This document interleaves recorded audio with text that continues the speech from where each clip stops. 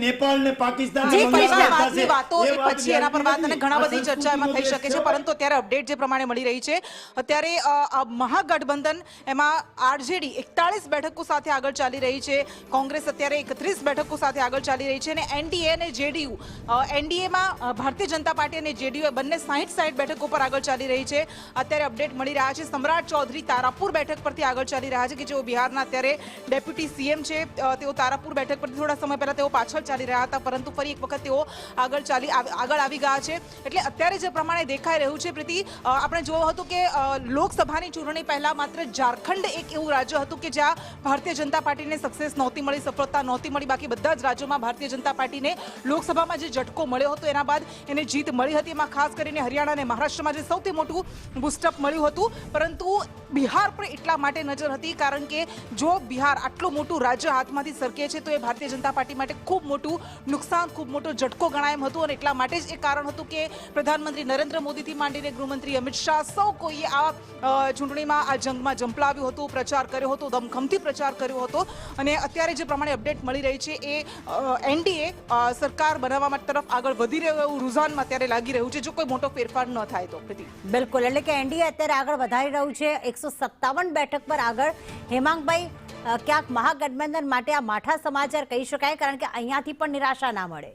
જો મેં અગાઉ પણ કીધું, એટલે વારંવાર હું એકની એક ટેપ ચલાવું તો સારું ના કહેવાય કે ભાઈ આ રુઝાન છે, પરંતુ રુઝાનની અંદર પણ સ્વાભાવિક છે કે અમે સ્વીકારીએ છીએ રુઝાનમાં પણ ડબલ બેઠકોથી આગળ છે. બિલકુલ હું એ જ કહેવા માંગુ છું કે હું એ વાતને નકારતો નથી, પરંતુ જ્યારે વાત થઈ ભારતીય જનતા પક્ષના પ્રવક્તા મારા સાથી મિત્ર એમને કહીએ તમે પીકેને ગંભીરતાથી લેજો.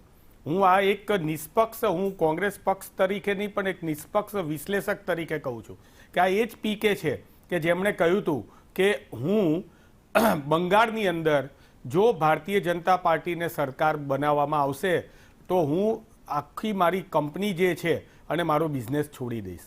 અને એમણે એ જ પ્રમાણે બંગાળમાં જેટલી સીટો કીધી હતી એટલી જીતાડીને આપેલી છે. પીકે એક જમાનામાં, તમે ભલે અત્યારે એવું છે કે તમે ઉપકાર ભૂલી જાઓ છો, પીકે એક જમાનામાં ગુજરાતમાં નરેન્દ્રભાઈ મોદી માટે કામ કરેલું છે, જેડીયુ માટે પણ કામ કરેલું છે, અમરિંદર સિંહ માટે પણ કામ કરેલું છે, ઘણા બધા લોકો માટે કામ કરેલું છે. સતત 3 વર્ષથી જે મહેનત કરતા હતા અને મહેનતની અંદર જો ભવિષ્યમાં જ્યારે આના સાચા આંકડા બહાર આવશે ત્યારે પણ મને એવું લાગે છે કે પીકેનો પક્ષ જે પણ એક બેઠક 3000, 4000, 5000 જેવા વોટ પણ જો લઈ જશે તો એ ભારતીય જનતા પાર્ટીને એમણે નુકસાન કર્યું હશે એવી પરિસ્થિતિનું નિર્માણ થશે. નંબર 1. નંબર 2, ભાજપના પ્રવક્તા કહે છે કે અમે જે કહ્યું છે એ બધું કરીને બતાવ્યું છે. ભાઈ 15 લાખ રૂપિયા તો હજી અમે યાદ કરીએ છીએ. 15 લાખ રૂપિયા અમારા ખાતામાં આવવાના હતા, એ હજી કોઈના ખાતામાં આવ્યા નથી.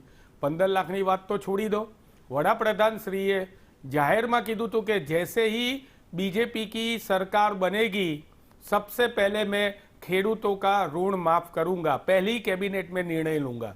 કોઈ ખેડૂતોનો ઋણ માફ નથી થયું, હજી સુધી નથી થયો. ખેડૂતોના આવક ડબલ કરવાની વાત હતી, એને ભાઈ નથી દેખાતું, આપણે કોઈ નથી સામે, તમે હાથ ના કરો એવી રીતે. હવે જે વાત હતી એ ખેડૂતોનું ઋણ માફ કરવાની હતી, તો એ ઋણ પણ માફ તમે નથી કર્યું. ગુજરાતની અંદર પણ ખેડૂતોના દેવા માફી માટે અત્યારે ખેડૂતો તડફડી રહ્યા છે. કોંગ્રેસની આખી ખેડૂત યાત્રા જે છે 800 કિલોમીટર સોમનાથથી ચાલુ કરીને દ્વારકા સુધી પહોંચી ગઈ. અને અમે લોકોએ ખેડૂતોને જે પ્રમાણે મળ્યા છે, ખેડૂતોની આત્મહત્યાઓ જે પ્રમાણે ગુજરાતની અંદર વધી છે, મારું એ જ કહેવું છે કે ભારતીય જનતા પાર્ટીને મારે એટલું જ કહેવાનું, આમના પ્રવક્તાશ્રીઓને જે મારા મિત્ર પણ છે, કે તમે આપેલા વચનો તમે પૂરા નથી કરતા. બીજી વાત, ચૂંટણી પહેલા તમે મહિલાઓને 10-10 હજાર રૂપિયા આપો છો, તો એ ગુજરાતની મહિલાઓને શા માટે નથી આપતા? માત્ર ચૂંટણી લક્ષી પોલિટિક્સ. બિલકુલ અલગ અલગ બેઠકોની વાત કરીએ હેમાંગભાઈ, એ પણ આપણે જાણીશું કે કઈ બેઠકો કૃષ્ણા એવી છે કે જ્યાં રસાકસી ભર્યો જંગ છે, કાંટે કી ટક્કર ચાલી રહી છે અત્યારે. જી બિલકુલ પ્રીતિ, સૌથી પહેલા અપડેટ એ કે અત્યારે એનડીએ બહુમત કરતા પણ આગળ નીકળી ચૂકી છે અને જે પ્રમાણે અત્યારે દેખાઈ રહ્યું છે Bharatiya Janata party single largest party તરીકે ઉભરી રહી છે. આરજેડી ત્રીજા નંબર પર અત્યારે આવી ગઈ છે, પરંતુ ઘણી બધી એવી બેઠકો છે કારણ કે બિહારમાં આપણે એવું જોયું છે કે જે એવું કહેવાય કે બ્લેડ રેઝર એકદમ પાતળી સરસાથી ઘણી બધી બેઠકો પર ઉમેદવારો જીત્યા છે અને એ સરકાર બનાવવામાં અને ન બનાવવામાં ખૂબ મોટી ભૂમિકા ભજવતા હોય છે. પરંતુ એવી બેઠકો કે જ્યાં કાંટેકી ટક્કર છે, કે જ્યાં ખરાખરીનો જંગ જામ્યો છે અને એ જ પરિણામો એ હાર કે જીત નક્કી કરી શકે છે, એવી બેઠકો પર આપણે નજર કરીએ. અને ખાસ કરીને એ બેઠકો કે જે અત્યારે મોટા ચહેરાઓ આગળ ચાલી રહ્યા છે, પાછળ ચાલી રહ્યા છે, એની સૌથી પહેલા આપણે વાત કરીએ તો તેજસ્વી યાદવ અત્યારે પોતાની બેઠક પરથી આગળ ચાલી રહ્યા છે, સમ્રાટ ચૌધરી પોતાની બેઠક પરથી આગળ ચાલી રહ્યા છે, મૈથિલી ઠાકુર પોતાની બેઠક પરથી આગળ ચાલી રહ્યા છે, તેજ પ્રતાપ યાદવ અત્યારે પોતાની બેઠક પર પાછળ ચાલી રહ્યા છે. આ બધા વચ્ચે એવી બેઠકો કે બરોલી કે જે આરજેડીના દિલીપ કુમાર સિંહ અને તારાપુરથી ભાજપના સમ્રાટ ચૌધરી માત્ર 40 મતોથી અત્યારે આગળ ચાલી રહ્યા છે. મુઝફ્ફરનગરમાં ભાજપના રંજન કુમાર અત્યારે આગળ ચાલી રહ્યા છે માત્ર 38 મતોથી, એટલે આ ખૂબ મોટી વાત છે. દિલીપ કુમાર સિંહ 80 મતોથી આગળ ચાલી રહ્યા છે, સમ્રાટ ચૌધરી 40 મતોથી આગળ ચાલી રહ્યા છે. કુચાયકોટમાં જેડીયુના અમરેન્દ્ર કુમાર પાંડે કે જેઓ 1398 મતોથી અત્યારે આગળ ચાલી રહ્યા છે. આ એ તમામ બેઠકો છે કે જે મોટે જેના પર સૌ કોઈની નજર છે, જ્યાં એવા ચહેરાઓ છે કે જેના પર સૌ કોઈની નજર છે, ને આ એ બેઠકો છે કે જ્યાં રસાકસીનો જંગ જામ્યો છે. ગઈ વખતે પણ આપણે જોયું હતું કે એક એવી બેઠક હતી કે જ્યાં 400 મતથી એક ઉમેદવાર જીત્યા હતા અને એ ભારતીય જનતા પાર્ટીની ફેવરમાં ગયું હતું. એટલે આ બધી બેઠકો એવી છે કે જેના પર સૌની નજર બિલકુલ છે. ઘણી બધી બેઠકો એવી છે કે જ્યાં 200 મતો 500 મતોનું અત્યારે અંતર જોવા મળી રહ્યું છે. જે સમ્રાટ ચૌધરી છે તે અત્યારે માત્ર 40 મતોથી જ આગળ ચાલી રહ્યા છે. આગળ પણ સતત આપણે અપડેટ આપતા રહીશું, રોકાઈશું.